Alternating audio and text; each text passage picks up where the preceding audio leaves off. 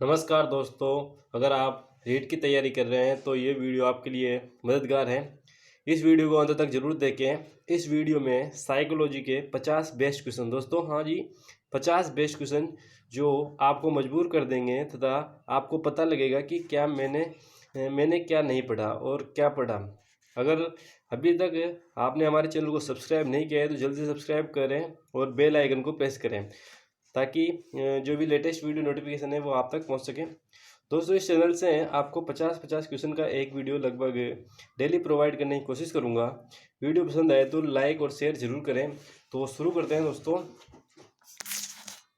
शेषावस्था में पाया जाता है, बालक में पाया जाता है। शेषावस्था में बालक में क्या क्या पाया जाता है? तो दोस्तों शेषावस्था में जो है ये अनुकरण, सहयोग और आश्रितता, तो ये सभी पाई जाती है। तो इसका ऑप्शन राइट हो जाएगा। शेष अवस्था में बालक में जो है अनुकरण करना, सहयोग लेना, आश्रितता तीनों ही पाई जाती है। तो ये उपयुक्त सभी इसका द ऑप्शन हो जाएगा। शिशु अपनी माँ को पहचानने लगता है। तो शिशु जो है वो तीसरे माह से अपनी माँ को पहचानने लगता है। तो ठीक है दोस्तों, आपको याद रखना है कि तीसरे माह से शिशु अपनी माँ को पहचानने लगता है। अगला क्वेश्चन है, बच्चों में अस्थायी दांतों की संख्या होती है। तो बच्चों में अस्थायी दांतों की संख्या कितनी होती है? 20 होती है। तो आपको ध्यान रखना है बच्चों में अस्थायी दांतों की संख्या 20 होती है। बालक का सर्वांगीण विकास उसके किस विकास पर अधिक अवलंबित होता है? तो जो है गामक विकास पर अधिक अवलंबित होता है। तो आपको याद रखना है कि सर्वांगीण विकास जो है गामक विकास पर अधिक अवलंबित होता है। बालक बालिकाओं के काम की प्रवृत्ति किस अवस्था में सुप्त हो जाती है? तो ये है इसका राइट आंसर है जो है बाल्यकाल है। आपको याद रखना है कि बाल्यकाल में जो है बालक बालिकाओं की काम की प्रवृत्ति सुप्त हो जाती है। ठीक है दोस्तों, अगला क्वेश्चन है हमारे, बौद्धिक बौद्धिक असामान्यताओं के अंतर्गत निम्नलिखित बालक आते हैं। तो बौद्धिक असामान्यताओं के अंतर्गत प्रतिभावान बालक, सृजनात्मक बालक और मंदबुद्धि बालक तीनों जो है वो बौद्धिक असामान्यताओं के अंतर्गत आते हैं। और अगला क्वेश्चन है, जन्म के समय बालक की लंबाई जो है लगभग कितनी होती है? तो इसका आंसर है 20 इंच। और इसके बाद अगला है, किस मत के अनुयायियों का कथन है कि विकास की क्रिया आरंभ सिर से होता है? तो दोस्तों ये आपको ध्यान रखना है, सिर का मतलब मस्तक बोध। तो मस्तक मुखी सिद्धांत जो है इसका जो है राइट आंसर हो जाएगा। तो मस्तक बोध मुखी सिद्धांत के जो अनुयायी हैं उनका कहना है कि विकास जो है सिर से आरंभ होता है। अगला है, काम के भाव की तीव्रता देखी जाती है। तो काम के भाव की तीव्रता कब देखी जाती है? किशोरावस्था में। ठीक है दोस्तों, काम के भाव की तीव्रता किशोरावस्था में देखी जाती है। कौन सा संवेग नवजात शिशु में होता है? तो नवजात शिशु में भय भी होता है, क्रोध भी होता है और प्रेम भी होता है। तो इसका राइट आंसर क्या हो जाएगा? द हो जाएगा। ठीक है, बाल मनोविज्ञान के लिए कौन सी महत्वपूर्ण समस्या है? तो बाल मनोविज्ञान के लिए सीखना जो है सबसे बड़ी समस्या है। तो आपको याद रखना है बाल मनोविज्ञान के लिए सीखना सबसे बड़ी समस्या है।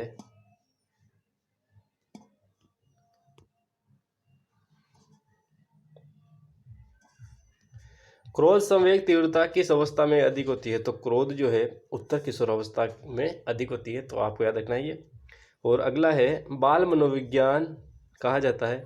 तो बाल मनोविज्ञान किसे कहा जाता है? बालक के विकास को बाल मनोविज्ञान कहा जाता है। कौन सा संवेग है? तो संवेग में आ जाएंगे भय, क्रोध, आश्चर्य सभी। ठीक है, तो इसमें वो आंसर क्या जाएगा? उपरोक्त सभी। छात्र में वृद्धि होती है। तो छात्र में वृद्धि वंशानुक्रम से होती है कि उसके पहले के जो वंश हैं या साथ माता पिता है उनकी वृद्धि कैसी है, उस आधार पर छात्र की वृद्धि होती है। शिशु का विकास प्रारंभ होता है, शिशु का विकास गर्भाकाल से प्रारंभ हो जाता है। ठीक है दोस्तों, ये बहुत इंपॉर्टेंट क्वेश्चन है, बहुत सी बार आया हुआ है।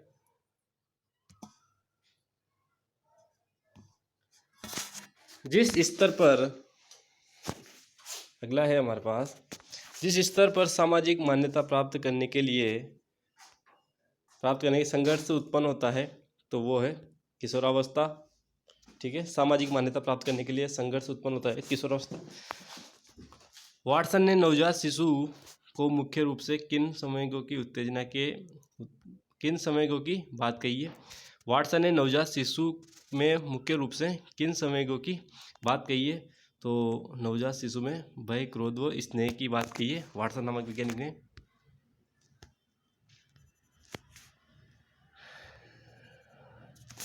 किशोरावस्था की विशेषता को सर्वोत्तम रूप से व्यक्त करने वाले शब्द है, तो किशोरावस्था में परिवर्तन जो है सर्वोत्तम रूप से व्यक्त करता है। 13 वर्ष की अवस्था तक पहुंचते पहुंचते बालक में कौन सा विकास लगभग पूरा हो जाता है? तो 13 वर्ष की ये जो आयु तक पहुंचते पहुंचते बालक का बौद्धिक विकास जो है पूरा हो जाता है। उसके बाद बुद्धि का उपयोग करता है वो।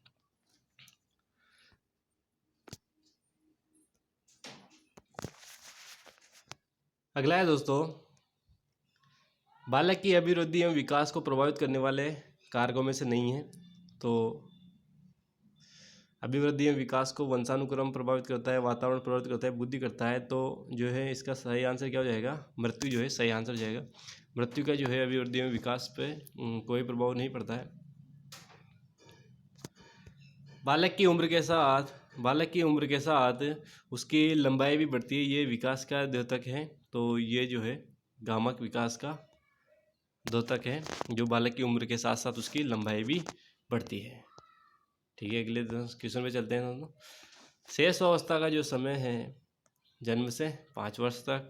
ठीक है, शेष अवस्था का समय कई वैज्ञानिकों के अनुसार अलग अलग है, तो लगभग, लेकिन जन्म से 5 वर्ष तक इसे माना जाता है। बाल्यावस्था में बालक अंतर समझने लगता है। तो बाल्यावस्था में जो बालक हैं वो अच्छी व बुरी आदतों में अंतर समझने लगता है। ठीक है, माता पिता, मित्रों में, इन सब में अंतर जो है शेष अवस्था में समझने लग जाता है वो।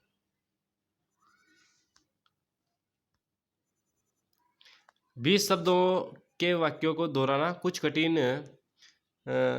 शब्दों की व्याख्या करना, भिन्न भिन्न पदार्थों में तुलना करना किस वर्ष में सीखता है? तो ये है लगभग 11 वर्ष की आयु में बालक सीख जाता है। ठीक है,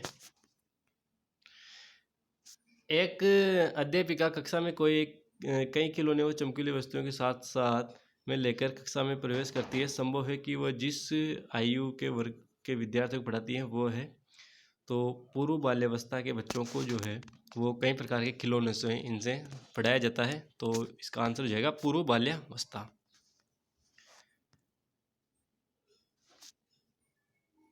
शेषावस्था की मुख्य विशेषताएं हैं, तो मानसिक विकास की तीव्रता, सीखने की प्रक्रिया में तीव्रता और शारीरिक विकास में तीव्रता, ये सब जो है शेषावस्था की मुख्य विशेषताएं हैं। तो इसमें द आंसर रहेगा।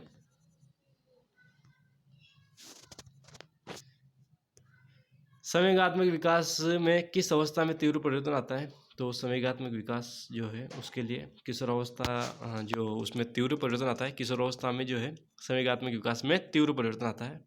तो द आंसर हो जाएगा। वृद्धि और विकास हैं,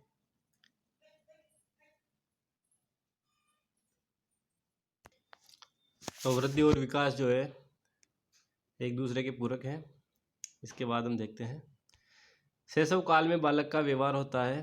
तो शैशव काल में बालक का व्यवहार कैसा होता है? मूल प्रवृत्त्यात्मक होता है। बालक के सामाजिक विकास में सबसे महत्वपूर्ण कारक है, तो वो है वातावरण। ठीक है दोस्तों, वातावरण। जब हम किसी भी व्यक्ति के विकास के विषय में चर्चा करते हैं तो हमारा आशय है विकास से, उसका आशय किसका है? परिपक्वता का है। अब अगला है, रीना हर समय अपनी साज सज्जा पेटिका को कांच के सामने खड़ी रहती है। के लिए कांच के सामने खड़े थे उसके जिस अवस्था में होने की संभावना है, तो उत्तर किशोरावस्था में सजने संवरने की आयु माना जाता है। तो उत्सव इसका आंसर हो जाएगा। बाल्यावस्था की प्रमुख विशेषता नहीं है, तो बाल्यावस्था में अंतर्मुखी प्रवृत्ति की जो है विशेषता नहीं पाई जाती है, तो इसका आंसर हो जाएगा। व्यक्ति के शरीर में कद, भार आदि परिवर्तनों के लिए शब्द का प्रयोग किया जाता है, तो कद भार के लिए अभिवृद्धि का प्रयोग किया जाता है। ठीक है, विकास जो है मानसिक विकास के लिए अधिकतर किया जाता है। वैलेंटाइन ने सीखने का आदर्श काल माना है, तो वैलेंटाइन ने शैशवावस्था को सीखने का आदर्श काल माना है। बालक का शारीरिक, मानसिक, सामाजिक और संवेगात्मक विकास किस अवस्था में पूर्णता को प्राप्त करता है, तो वो है किशोरावस्था में पूर्णता को प्राप्त करता है। सामान्य बुद्धि बालक प्राय किस अवस्था में बोलना सीख जाता है, तो 16 माह की आयु में लगभग वो बोलना सीख जाता है। किशोरावस्था में बालकों में अपराध की प्रवृत्ति के जन्म का कारण होता है, तो जो निराशा, असफलता, नए अनुभवों की इच्छा, इन सभी के कारण जो है बालक अपराधी प्रवृत्ति के जन्म के कारण होता है। शेषावस्था में 3 वर्षों में बालक का शारीरिक विकास होता है, तो शेषावस्था में बालक का विकास तीव्र होता है।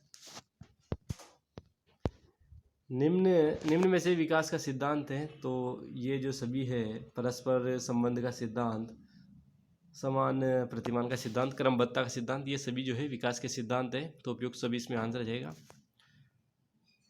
बाल्यावस्था में बालक दृष्टिकोण अपनाना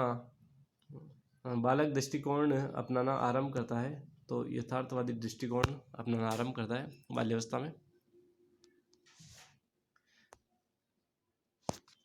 काम भावना की परिपक्वता के उदाहरण है, तो काम भावना की परिपक्वता के उदाहरण ये बेचैनी, नाखून चबाना, बार बार आंचल लपेटना, सभी जो है काम भावना की परिपक्वता के उदाहरण है। मनुष्य चाहे चीन में पैदा हो या भारत में, उसका विकास समान रूप में होता है, ये प्रतिपादित करता है जो है समान प्रतिमान का सिद्धांत जो है इसके बारे में बताता है कि कोई भी देश में पैदा हो उसका विकास जो है समान होता है। विकास एक ही दिशा को निश्चित करता है, तो विकास एक ही दिशा को निश्चित करता है, ये सिद्धांत कौन सा है? विकास की दिशा का सिद्धांत है। अगला है बालकों के विकास की किस अवस्था को सबसे कठिन काल के रूप में माना जाता है, तो विकास की किशोरावस्था को सबसे कठिन काल माना जाता है। लड़कियों में बाह्य परिवर्तन किस अवस्था में होने लगते हैं, तो किशोरावस्था में जो है बाह्य परिवर्तन होने लगते हैं। अगला है किशोरावस्था की प्रमुख विशेषता नहीं है। किशोरावस्था की प्रमुख विशेषता नहीं है कि किशोरावस्था में जो है संचय की प्रवृत्ति जो है ये विशेषता नहीं है। दिवा स्वप्न है, कल्पना की बहुलता है और मानसिक विकास भी जो है किशोरावस्था में होता है, तो संचय की प्रवृत्ति इसका सही आंसर हो जाएगा। बाल्यावस्था में पर्याप्त नींद होती है, तो बाल्यावस्था में 7 घंटे की नींद तो कम से कम निकलना चाहिए। बालक में तर्क और समस्या के समाधान की शक्ति का विकास होता है, तो वह 12वें वर्ष में तर्क और समस्या की समाधान शक्ति का विकास होता है।